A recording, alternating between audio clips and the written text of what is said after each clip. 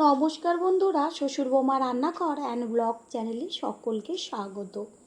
আজ শেয়ার করব কুমড়ো শাকের দুর্দান্ত একটা রেসিপি, যেটা নাকি দুপুরবেলা খাবার পাতে এরকম যদি একটা রেসিপি পাওয়া যায় আর অন্য কিছুই লাগবে না, সমস্ত ভাত এই একটা রেসিপি দিয়েই খাওয়া হয়ে যাবে। তাহলে কি করে তৈরি করব সেটাই দেখে নেওয়া যাক। এইখানে কুমড়ো শাক নিয়েছি একদম কচি কচি, আর শাকগুলো পাতা আর ডগা সমস্ত কিছু একসাথে কেটে নিয়েছি। এবার এগুলোকে জল দিয়ে ধুয়ে নিয়ে ফিরে আসছি। কুমড়ো শাকটাকে ভালো করে 4-5 বার ধুয়ে আবারও জল দিয়ে 10 মিনিট ভিজিয়ে রেখেছি। এখানে গ্যাসের ওভেনে কড়াইটা বসিয়ে কড়াই ভালো করে গরম করে নিয়ে তারপর এর মধ্যে দিয়ে দিচ্ছি সর্ষের তেল। আর তেলটা যখন ভালোভাবে গরম হবে তখন এর মধ্যে ফোড়ন দেব। ছোটো চামচের 1 চা চামচ পরিমাণ 5 ফোড়ন আর একটা শুকনো লঙ্কা। ফোড়নটাকে ভালো করে ভেজে নেব। আর যখন ফোড়নের থেকে সুন্দর একটা গন্ধ বেরোবে তখন এর মধ্যে দিয়ে দেব বড়ি। আপনারা ফোড়ন দেওয়ার আগেও বড়িটাকে ভেজে নিতে পারেন, তবে আমি ফোড়নটা দেওয়ার পরেই বড়িটাকে দেব, কারণ বড়িটার মধ্যে থেকেও সুন্দর একটা ফোড়নের গন্ধ আসবে। আর এইখানে আমি এটা মুসুরির ডালের বড়ি ব্যবহার করেছি, আর কত সুন্দর ছোট ছোট, এত টেস্টি লাগে খেতে এটা। বড়িগুলো একদম লাল লাল হয়ে গেছে ভাজাতে, এবার তেল ছেঁকে তুলে নেব। বড়িগুলোকে তুলে নিয়েছি আর ওই তেলের মধ্যে গ্যাসের ফ্লেম লোতে রেখে দিয়ে দিয়েছি 1/2 চা চামচ হলুদ গুঁড়ো। এবার এর মধ্যে দিয়ে দেব ডুমো ডুমো করে কেটে নেওয়া আলু। এই যে আমি হলুদটা ব্যবহার করলাম তেলের মধ্যে, এতে কি হলো, আলুটা দেওয়ার সাথে সাথে চারদিকে তেলটা ছিটলো না, না হলে চারদিকে তেলটা ছিটে যেত। আলু 2-3 মিনিট মতন ভেজে নেওয়ার পরেই এর মধ্যে দিয়ে দেব ছোট ছোট করে কেটে নেওয়া পটল। পটল আর আলু এবার একসাথে ভেজে নেব। কুমড়ো শাক তো অনেকভাবেই তৈরি করে খেয়েছেন, একবারের জন্য হলো এইভাবে রান্না করে খেয়ে তারপরে সে কমেন্ট করে জানিয়ে যাবেন যে কতটা টেস্টি হয়েছিল। গ্যারান্টি দিয়ে বলতে পারি, একবার এইভাবে রান্না করে খেলে আর অন্য কোনোভাবে কুমড়ো শাক তৈরি করে খাবেন না। আলু পটলটা বেশ ভালো করে ভাজার পরে এর মধ্যে দিয়ে দিচ্ছি ঝিঙে আর বেগুন, কারণ ঝিঙে আর বেগুন ভাজতে বেশি সময় লাগে না। দিয়ে দিচ্ছি কালারের জন্য হলুদ গুঁড়ো, আর দেব স্বাদের জন্য পরিমাণ মতন লবণ। হলুদ লবণ এবার সব কিছুর সাথে ভালো করে মিশিয়ে নিয়ে সব কিছু একসাথে ভাজা হবে। এইখানে আমি নিয়েছি মুগের ডাল, আর মুগের ডালের পরিমাণটা বেশি ব্যবহার করিনি, আবার একদম কমও না। ছোট যে কাচের বাটিগুলো হয় তার হাফ বাটি পরিমাণ মুগের ডাল নিয়েছি। খুব সুন্দরভাবে এগুলো ভাজা হয়ে গেছে। দেব ঝালের জন্য চিড়ে নেওয়া কাঁচা লঙ্কা, আর দেব 1 চা চামচ পরিমাণ আদার পেস্ট।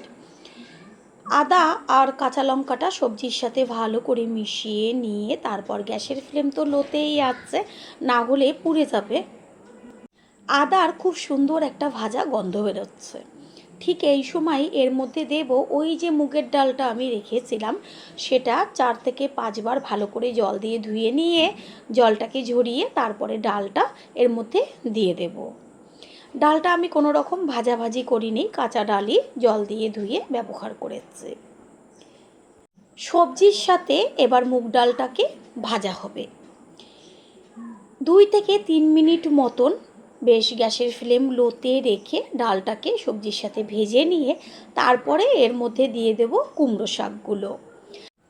শাক প্রথমে দেখলে মনে হয় কতখানি, কিন্তু যখন কড়াইতে দিয়ে বেশ একটুখানি পরে মজে আসে তখন অল্প হয়ে যায়।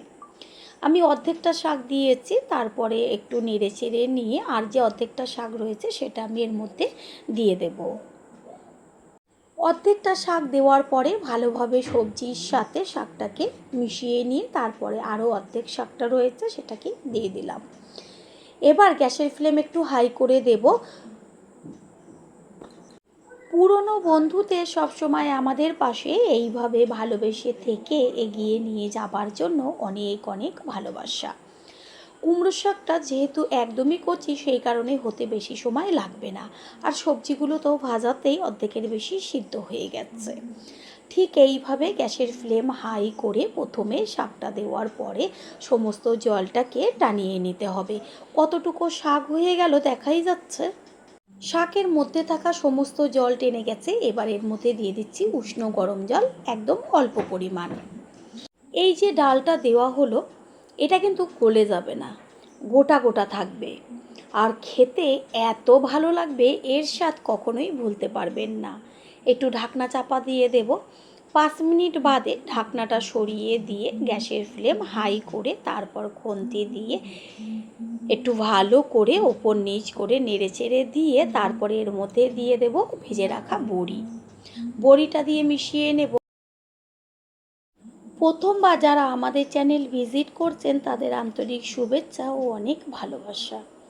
আমাদের রেসিপিগুলো যদি ভালো লেগে থাকে সাবস্ক্রাইব করে দেওয়ার অনুরোধ রইল ও পাশে থাকা বেল আইকনে ক্লিক করলে পরবর্তী ভিডিওগুলো সবার আগে আপনাদের কাছে পৌঁছে যাবে।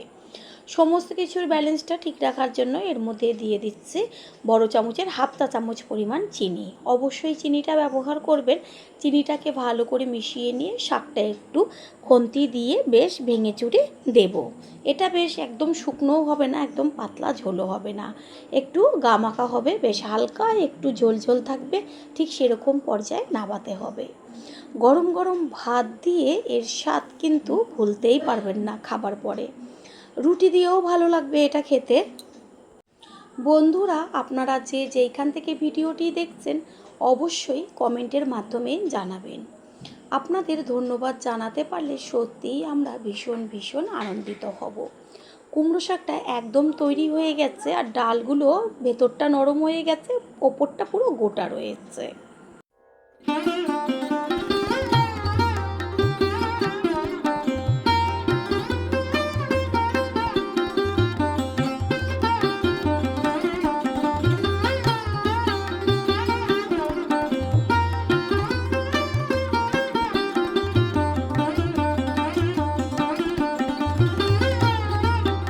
কুমড়ো শাকটা একদম তৈরি হয়ে গেছে, খুন্তি দিয়ে বেশ একটু ভেঙে চুড়ে দিয়েছি, গামাখা গামাখা হয়ে গেছে।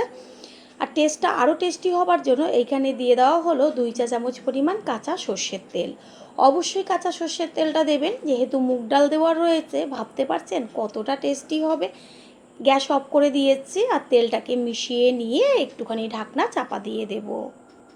5 মিনিট বাদে ফিরে এসে দেখিয়ে দিচ্ছে, আবার একটু খুন্তি দিয়ে মিশিয়ে নিচ্ছে, তারপর একটা পাত্রে তুলে নেব। তৈরি হয়ে গেল আজকে কুমড়ো শাকের রেসিপি। আশা করি রেসিপিটি ভালো লাগলো, আর যদি ভালো লেগে থাকে একটা লাইক, কমেন্ট, পারলে একটা শেয়ার করে অবশ্যই জানাবেন। আপনাদের দেওয়া একটা লাইক ও লাইকের পাশে থাকা হাইপ আর একটা শেয়ার আমাদের কাছে অনেক অনেক গুরুত্বপূর্ণ।